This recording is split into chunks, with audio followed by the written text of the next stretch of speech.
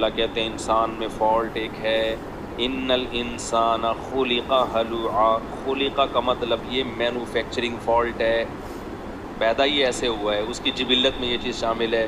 وہ کیا ہے؟ ہلوعا، جلد باز، بے صبرا۔ سمجھ رہے ہو کیا ہے؟ بے صبرا۔ اور اس بے صبرے اصل میں تو یہ ہے بے صبرا۔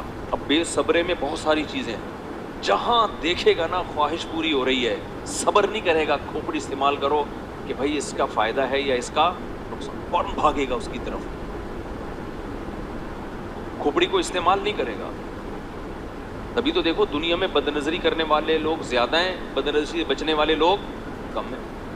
کیوں زیادہ ہیں؟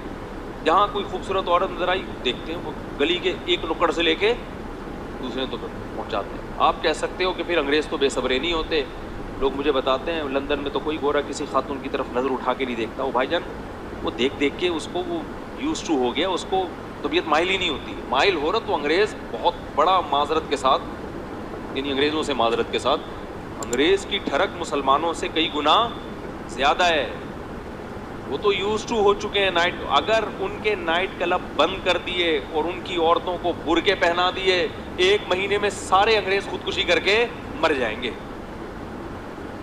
یہ ظرف مسلمان بچوں کا ہے، لڑکوں کا ہے کہ 40 سال تک کمبختوں کی شادی نہیں ہوتی، پھر بھی